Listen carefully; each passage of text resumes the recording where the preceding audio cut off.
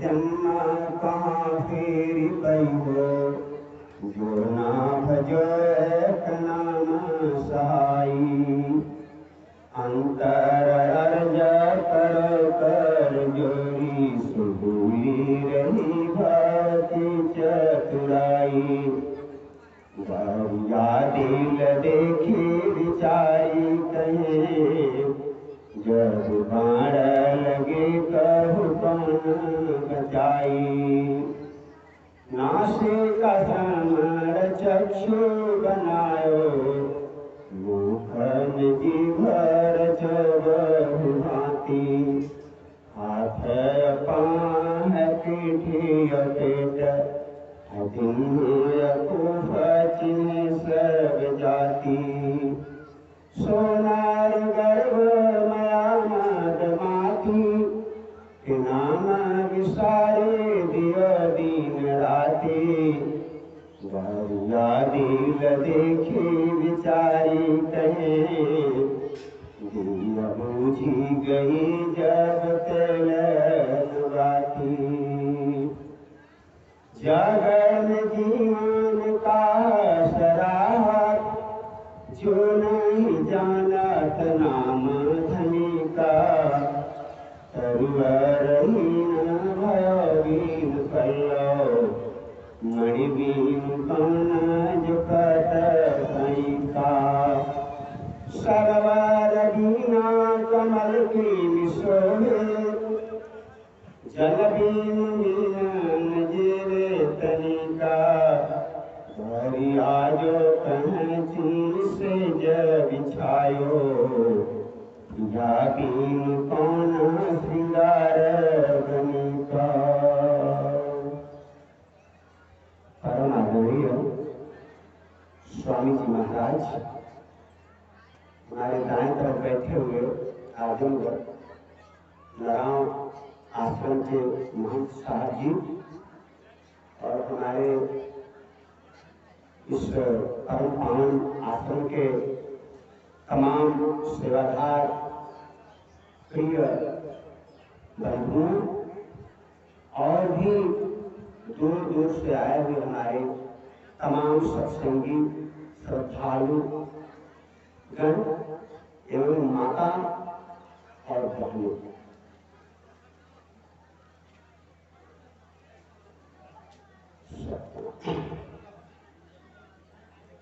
सतगुरु दरिया साहब की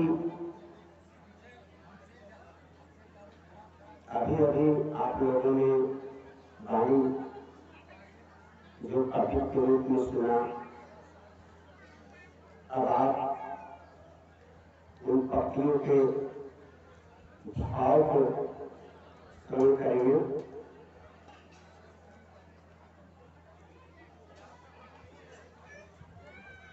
सतगुरु दरिया साहब अपने इस कवित छंद में कि नरजानी भजो एक साहब को, जिन पानी से बिंद जहान बनाई। ये हम धरा, धरती, आकाश और अनंत तारे, चांद सूरज को मिला करके ब्रह्मांड कह लीजिए, हम जो देख रहे हैं, अनुभव कर रहे हैं, और हम जितना देख रहे हैं उतना ही ब्रह्मांड नहीं है। ब्रह्मांड अनंत है, असीम है। तो सतगुरु का कहना है कि हे मानव, हे नरप्राणी, पूरे संसार ब्रह्मांड को बनाने वाला एक है, एक परमात्मा है। एक ही से उत्पन्न भयो सकलो। सकल मतलब सब कुछ। एक कोई परम सत्ता है, कोई सुरक्षा है, सृजनहार है, बनाने वाला है। उसी से जगत का उद्भव हुआ है, और हम प्राणी भी उसी परम पिता परमात्मा की रचना में एक रचना है, हमारा जो शरीर है 3.5 हाथ का, इसमें अब तक जितने धरती पर मानव समाज में से वैज्ञानिक हो चुके हैं,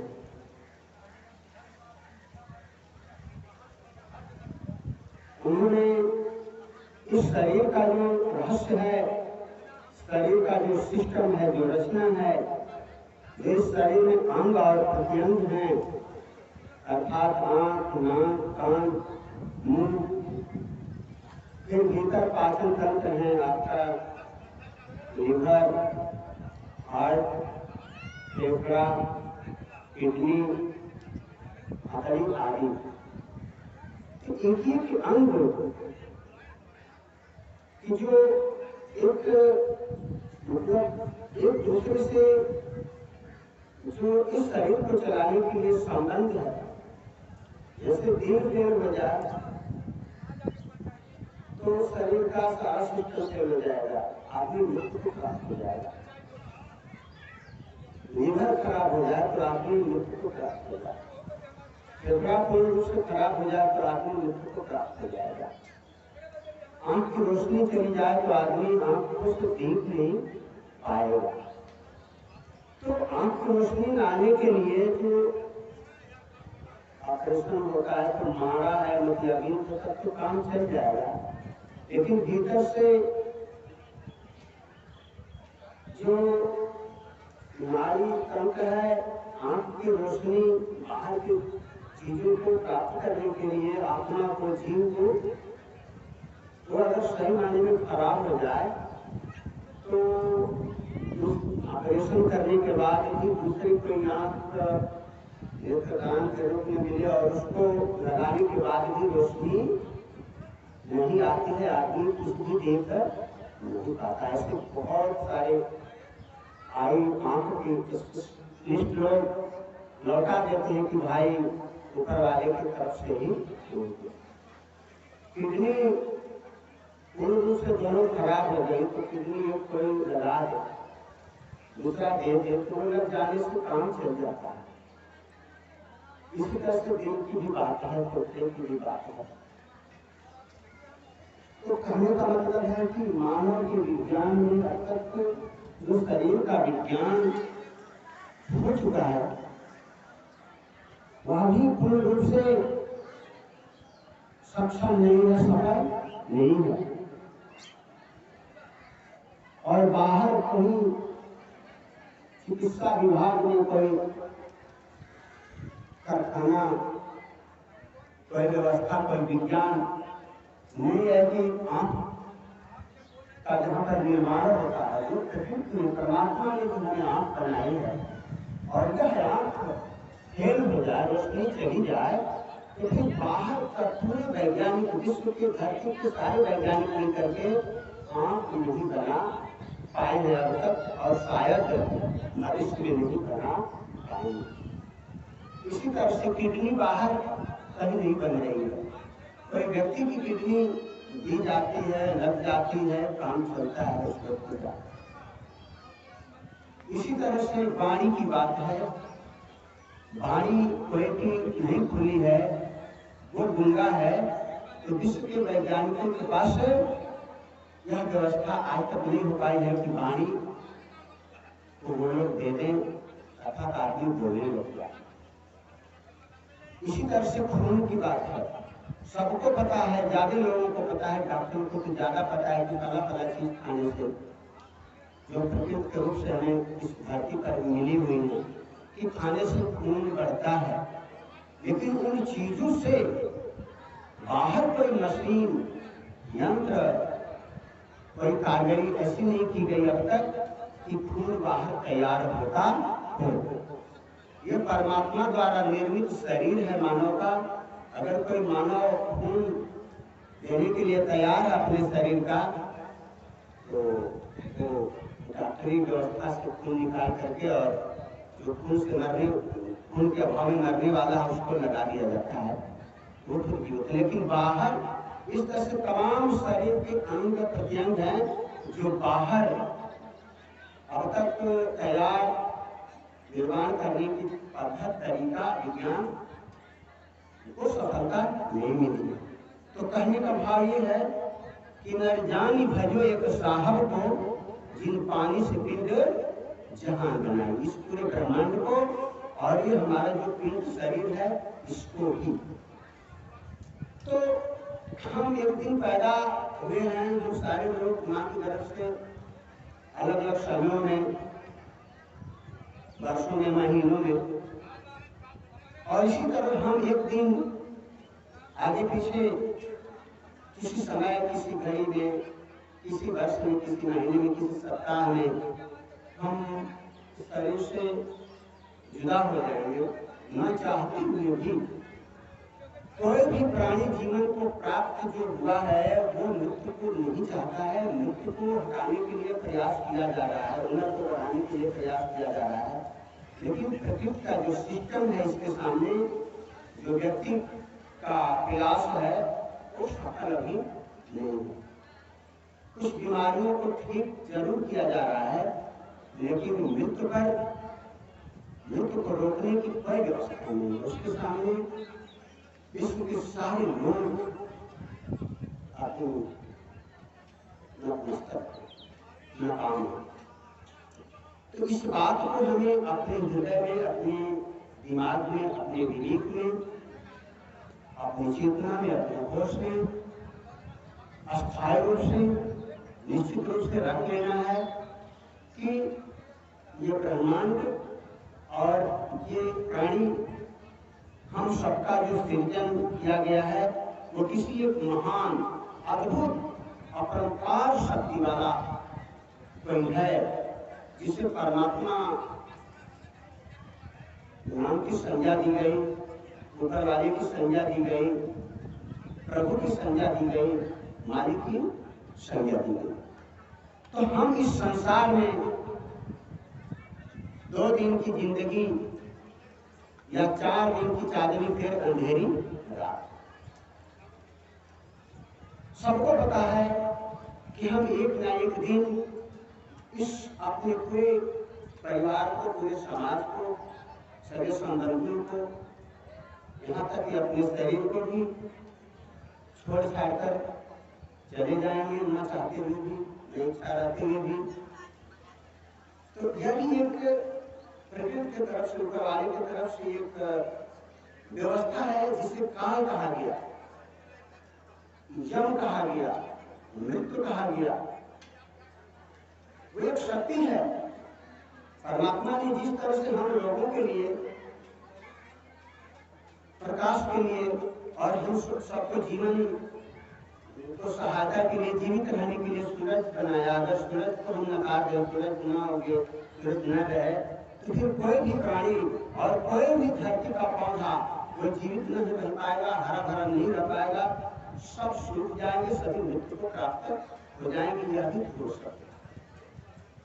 तो परमात्मा ने सूरज की व्यवस्था हमें प्रकाश के लिए भी और साथ साथ जीवन मतलब श्वास लेने के लिए भी, और इसी तरह से हवा, ऑक्सीजन की व्यवस्था ऊपर वाले की है। कोई मनुष्य की रचना, कोई वैज्ञानिक की रचना नहीं है। इसी तरह से जो अनंत तारे हैं, इसी तरह से हमारी धरती है, इसी तरह से तमाम धरती के पेड़ पौधे, फल फ्रूट, घास पात आदि जो हैं वो परमात्मा की रचना में है। तो धन है धनी जो जीवन को बनाया, जीवों को बनाया, प्राणियों को बनाया और जहां हुए बगीचा लगाया। इस हरा भरा, इस महासौंदर्य आकर्षक जगत को उस मालिक ने, परम सत्ता ने बना दिया। और तो हमें क्या करना है? हम नमक हराम हो गए। जैसे किसी ने हमारे साथ, हमारे पर उपकार किया, हम उसको धन्यवाद नहीं दिए, हम आभार व्यक्त नहीं किए, तो हम क्या है? हम कृतज्ञ हैं, हम नमक हराम हो गए। तो एक दुनिया में यह है कि कोई किसी की मदद कर देता है, भलाई कर देता है, उपकार कर देता है, तो आदमी आभार व्यक्त करता, अपने वाणी से आभार व्यक्त करता है, कुछ और भी व्यवहारों से उनको व्यक्त करता है, जताता है कि आपने हमारी मदद किया, हमारा उपकार किया है आपने, इसलिए हम आपको ये सब कर रहे हैं। वो कहता भी है और व्यवहार से भी सब जताता है। लेकिन बात ये मौलिक जो बात है, जो खास बात है, जिसके लिए हमें मानव तन मिला है, खास करके दया दयाल ने मानव तन दिया, और जो वाणी हमें मिली है, जो चित्त हमें मिला है, जो दिल मिला है, उस दिल से हम परमात्मा को याद न करें, हम उनको धन्यवाद न दें, और इस वाणी से भी हम उनके नाम का जाप न करें, इस अपनी वाणी से हम उनके गुणों का गुणगान न करें, तो हम क्या हैं? नमक खाए हराम की मुंह और दिन विसार, साजबाज बनाए थे न संग सुंदर नार। ये स्त्री हैं, ये बाल बच्चे हैं, ये माता पिता हैं, ये भाई बंधु हैं, ये दोस्त मित्र हैं, समाज में हम इतना जकड़ गए हैं, इतना हम भूल गए हैं कि हम उस परमात्मा को विसार दिए। तो सतगुरु का एक पक्ति है कि तुम साहिब के विसारला को दीन विसारू, तुम साहिब के विसारला को दीन विसारू, काल करे आएला बहुत भुलाएला, काल करे आएला बहुत भुलाएला, बीजा बोएला के तो सारू को दीन बिसरू, तुत साहिब के बिसरला को दीन बिसरू।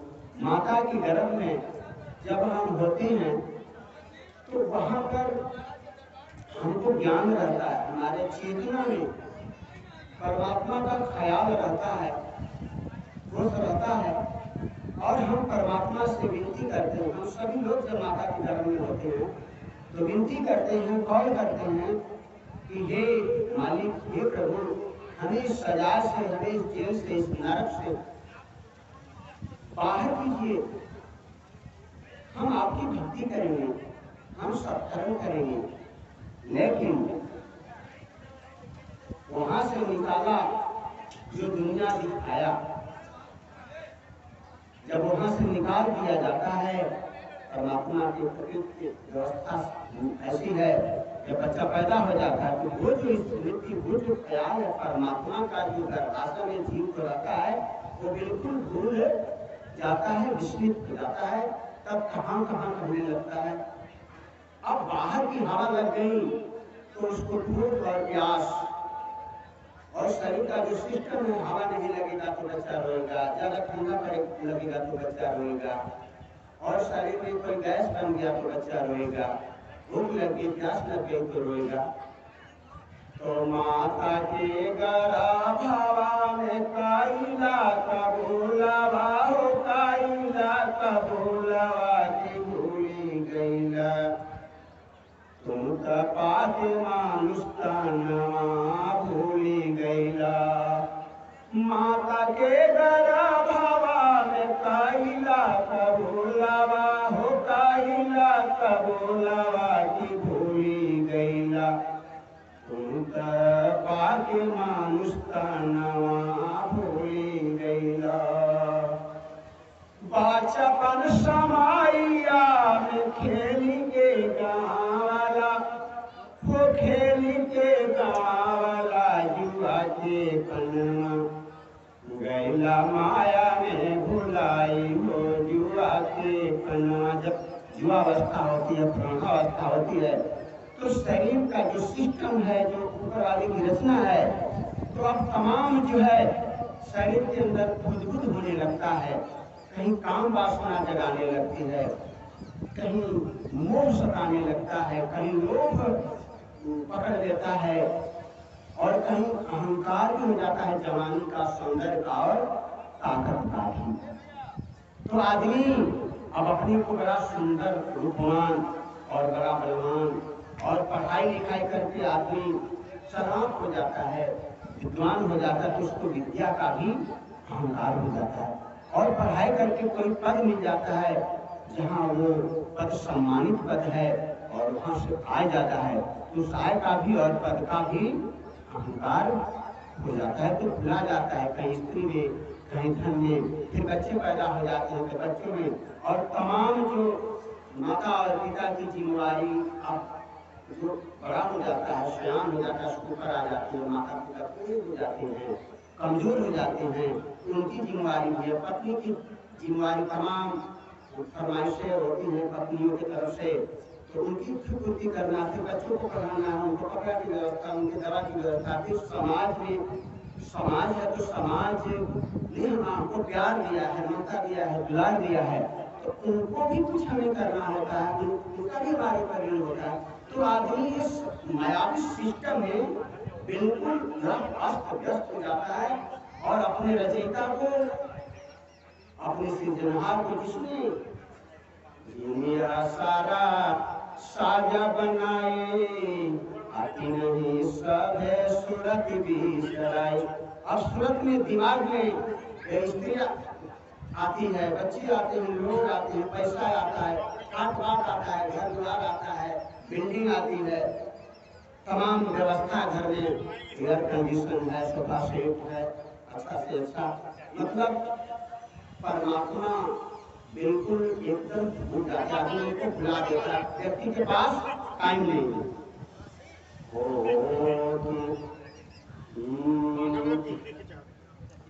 गैला माया ने भुलाई हो जुआ के पनवा, गैला माया ने भुलाई हो जुआ के पनवा। फिर समय बीतते सब देर नहीं लगता है, धीरे धीरे अधेड़ावस्था आती है, फिर धीरे धीरे अभी हमारे पाठक जी को महाराज जी बोले कि समय बड़ा तेजी से बढ़ रहा है, 3 दिन का प्रोग्राम में 1 दिन चला गया है, 2 दिन बाकी है, तो इसी तरह से समय किसी के हाथ में नहीं है, किसी के कब्जे में नहीं है, हम समय को रोक नहीं पाते हैं, अवस्थाओं पर हमारा कोई व्यवस्था नहीं है। हम इसी संसार के चकाचौंध में सब आए फंसे इस इंद्रजाल सर्कस में, हम इस सर्कस में बिल्कुल हो गए हैं और अपने बहुमूल्य इस कीमती जीवन को और समय को और मौका को, अवसर को, हाँ, इसका ख्याल नहीं करते हैं, फिर बुढ़ापा आ जाती है। ओ विधा समाइया सुझात नहीं बाटिया, सुझात नहीं बाटिया की आई गई, हमारा जवा की परिया आई गई, हमारा जवा की परिया आई गई।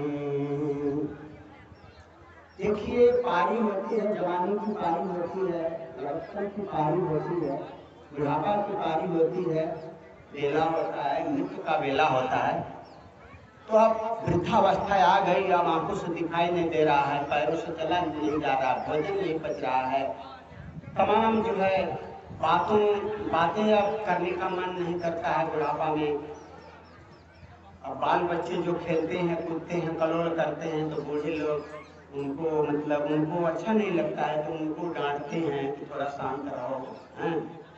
तो इस तरह से वृद्ध समैया सुझत नहीं परिया, आई गई जमरजवा की परिया।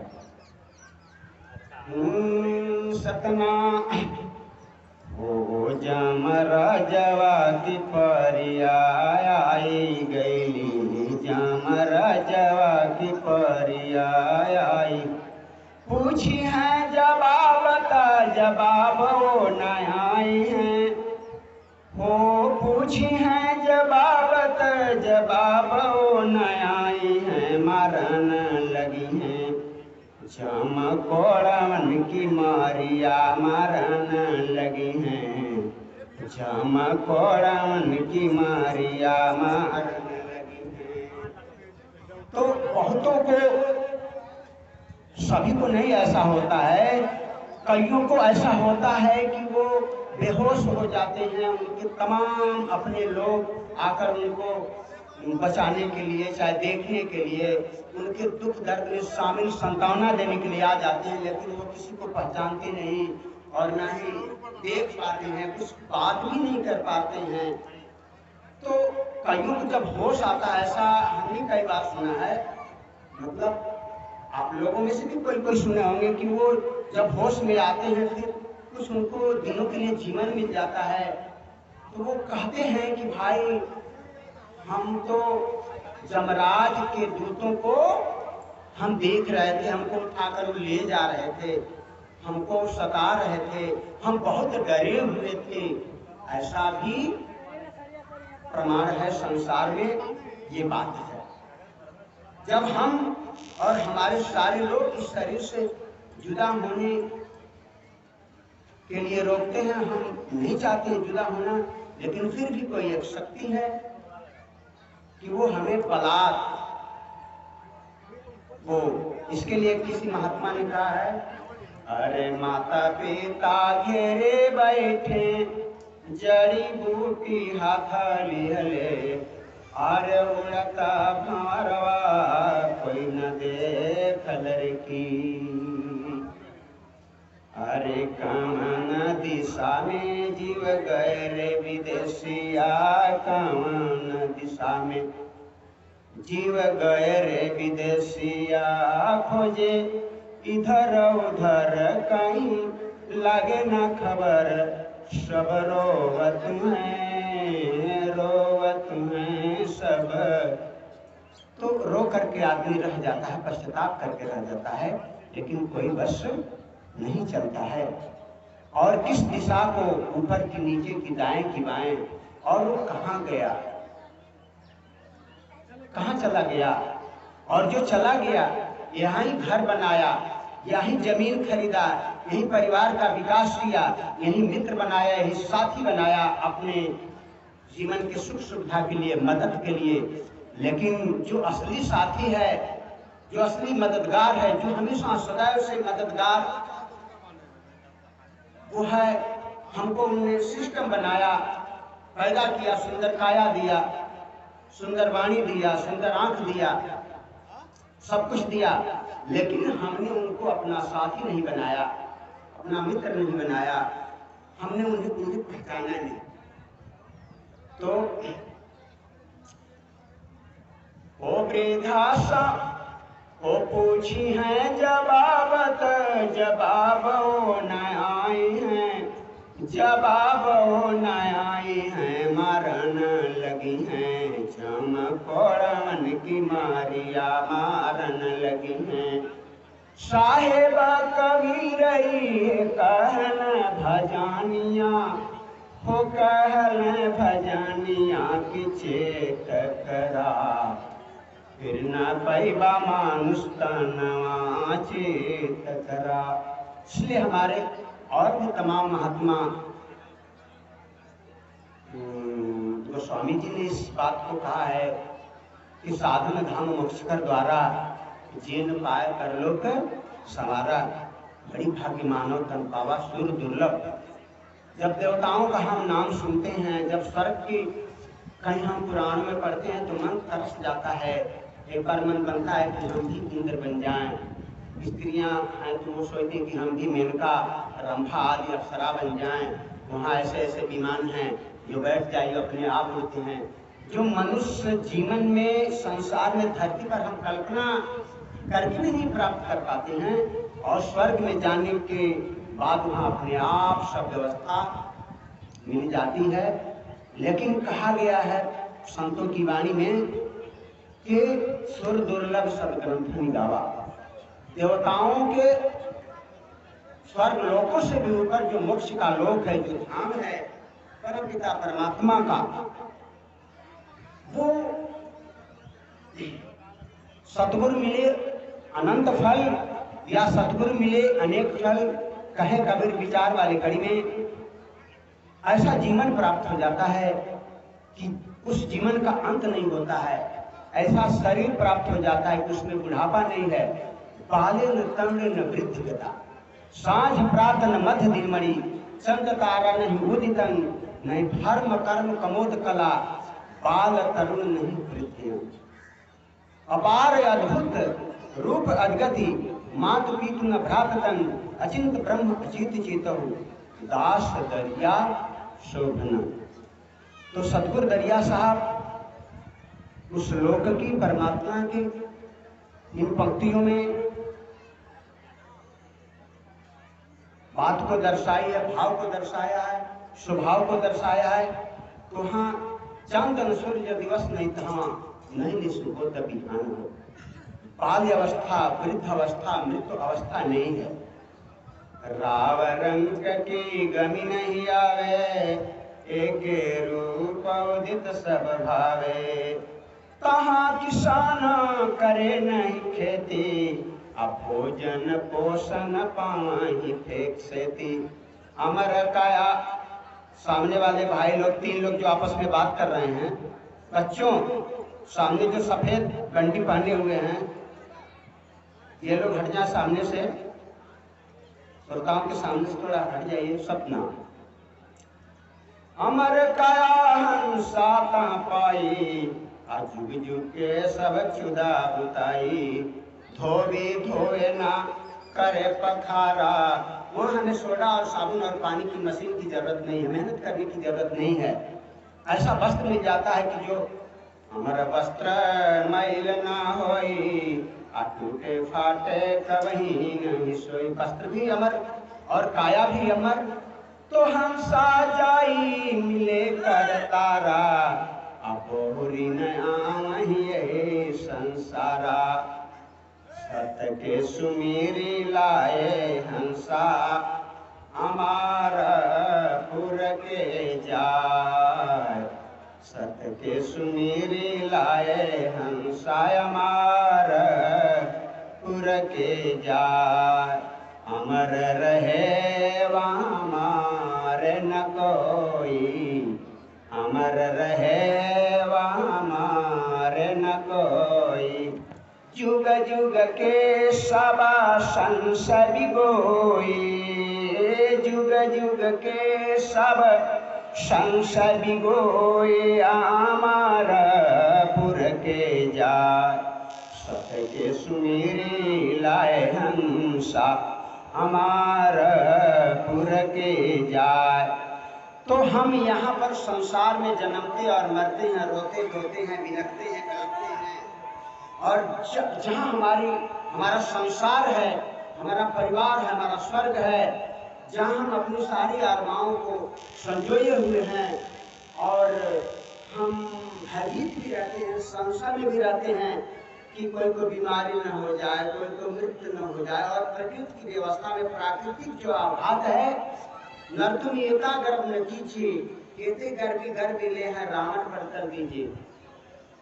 वह समय जो वृक्ष उतारे छाया छपर उड़ जाई, अतः ऊपर जो परे पखाने कृषि सब कर जाई।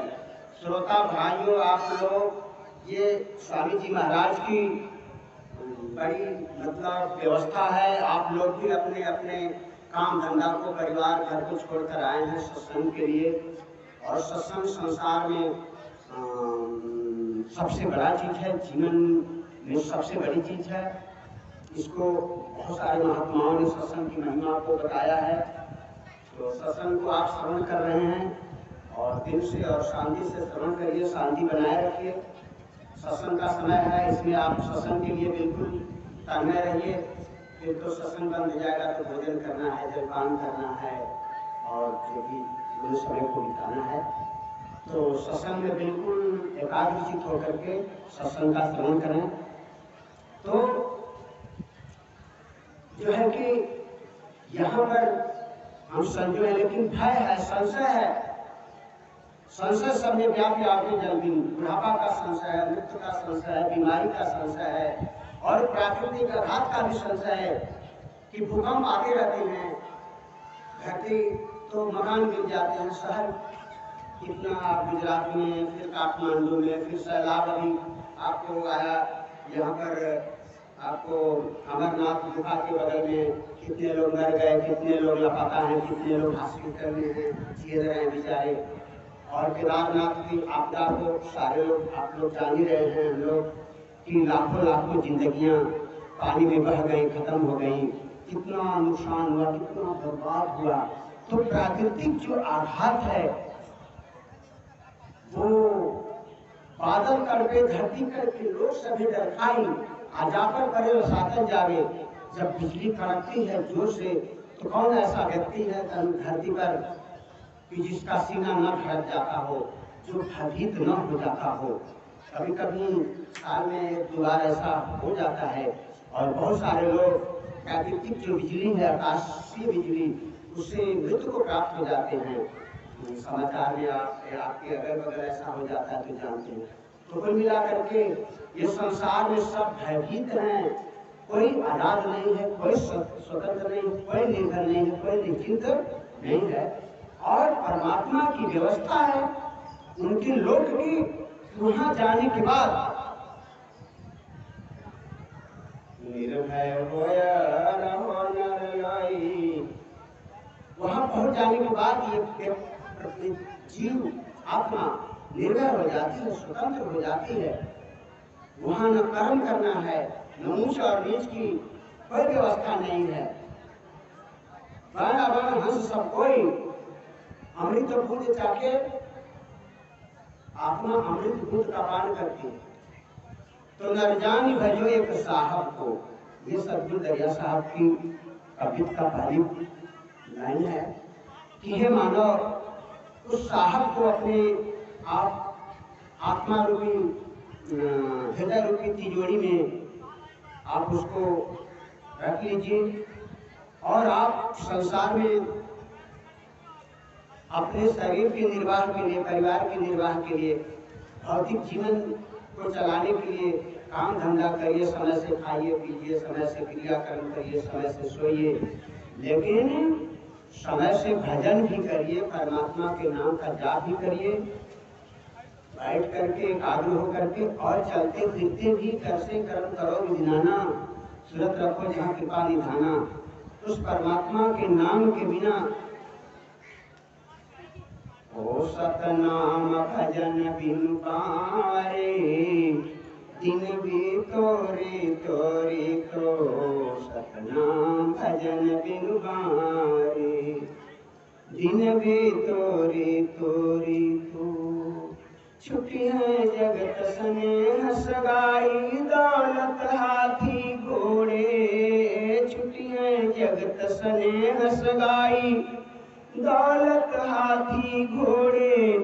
तो जब जमदूत जोरावर के संगे, जोरावर माने जबरदस्त बलवान, जिसके सामने हम कमजोर पड़ जाते हैं। हम प्राणी, संसार का कोई भी प्राणी, तो चाहे रावण हो, चाहे कंस हो, चाहे दुर्योधन हो, चाहे हिरण्याक्ष हिरण्यकशिपु हो, चाहे राजा पृथ्वी सब सागर सात सवेता, धरती के एक तरफा वो राजा थे, महाराजा थे, छत्रपति थे पूरी धरती के, लेकिन वो अभी जो है कि उस जोरावर के साथ, जबरदस्त के साथ, काल के साथ वो कमजोर है उसके सामने।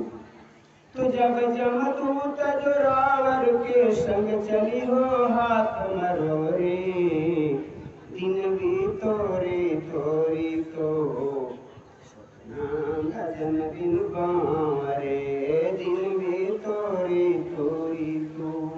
ऋतो ऋतो मतलब खाली खाली, हमारी श्वास खाली न जाए, ऐसा ही महापुरुषों ने कहा है कि श्वास श्वास में नाम जपो, मिथ्या सांस मत हो, और ना जाने श्वास की आनंद हो न हो।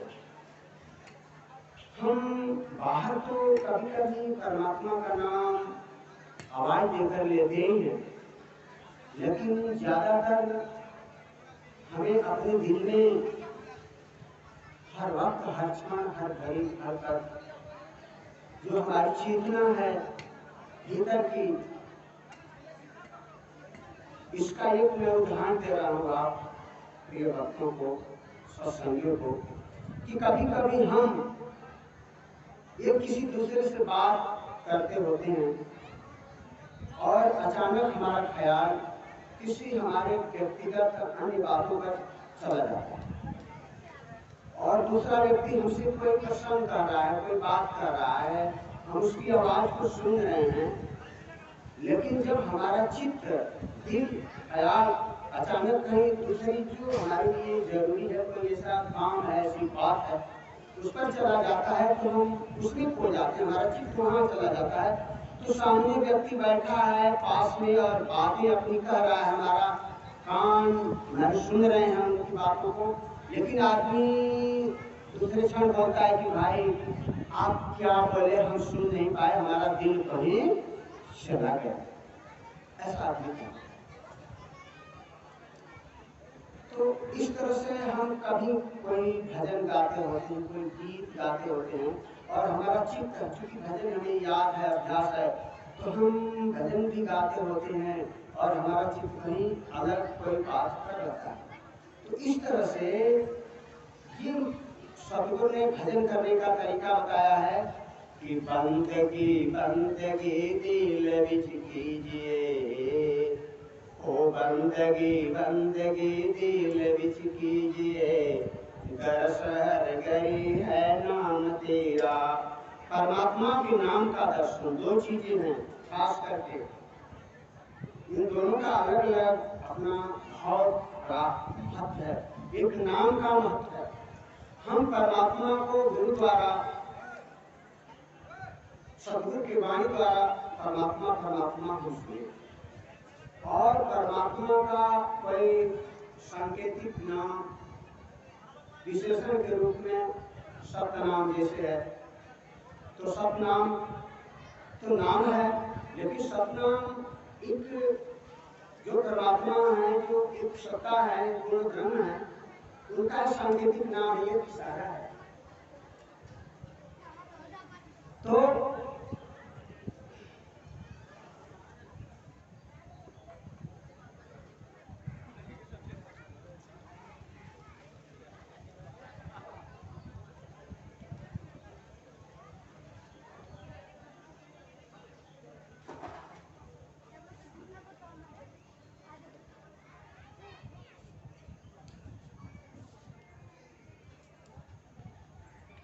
महाराज आ गए, समय की 8 बजे को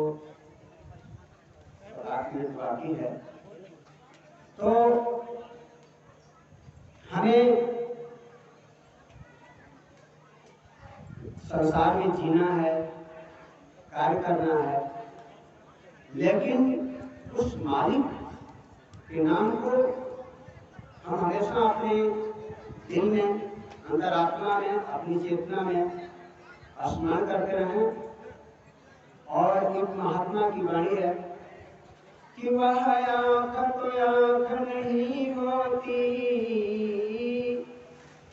वह आँख तो आँख नहीं होती, जिस आँख में शर्म हया नहीं, वह आँख तो आँख नहीं होती, जिस आँख में शर्म हया नहीं, वह दिल नहीं पत्थर होता है, वह दिल नहीं पत्थर होता है, जिस दिल में प्रभु का प्यार नहीं, जिस दिल में प्रभु का प्यार नहीं। तो जिस दिल को परमात्मा ने बनाया है, इस दिल को हम परमात्मा से चुराएं। जिस वाणी ने जो वाणी हमें परमात्मा ने दिया है, मुख, इस मुख से और वाणी से हम परमात्मा का नाम न लें, गुणगान न करें, तो ये वाणी को धिक्कार है, उस दिल को धिक्कार है, इस आंख को धिक्कार है कि हम दुनिया को देखते हैं, लोगों को देखते हैं, लेकिन हम परमात्मा को देखने की चेष्टा नहीं करते। तो हम अपनी वाणी को विराम दे रहे हैं। स्वामी जी महाराज आ गए हैं। हो सुख सागर सब गुण अगर निगम नीति सवे गरणी, जल में थल में स्वर्ग पताल में, जेम दिन सदीन हो धरणी, काल विभंजन मैल मज्जन सज्जन जन को तू तारणी। विचारी कहें, दिल देखे विचारी कहें, जी सारी सुखे जल भरणी, ज्यों तरणी जलमा नाम विमल गुण विदित है, नाम विमल गुण विदित है, समुझ पकड़े बाँ भव नहीं बुड़े जहाज, भव नहीं बुड़े जहाज, साहिब गरीब निवास हृदय चितरा।